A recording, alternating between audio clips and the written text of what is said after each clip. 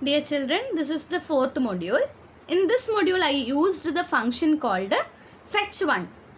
I already said what is the use of fetching. Fetching is nothing but copying the data from the database or from the table to Python. So fetch all means what? It will fetch all the records from the table. Whereas fetch1, for the first time it will fetch the first row. For the second time it will fetch the second row. Like that, if you are giving number of fetches, fetch 1 till the last, it will fetch the last row.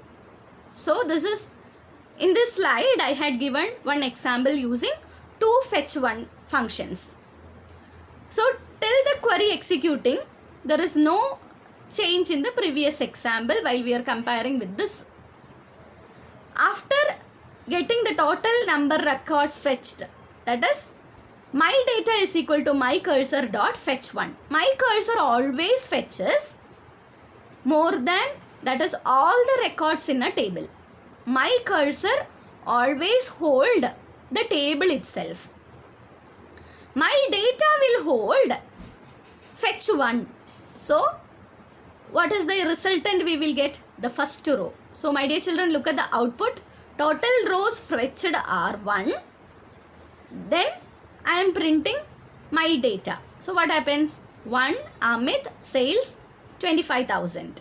After that again I am fetching another row. Fetch 1.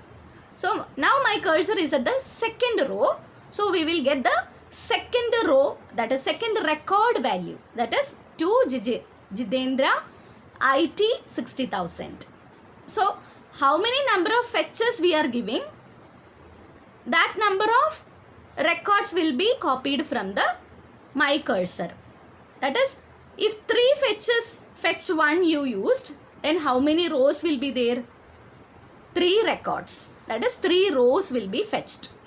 I think you're all clear about what is the use of fetch 1. I'll repeat. Fetch 1 will fetch or copy the first record for the first time. For the second time it will fetch the second record. For the third time, it will fetch the third record. Like that, it goes on. It is not similar to fetch all.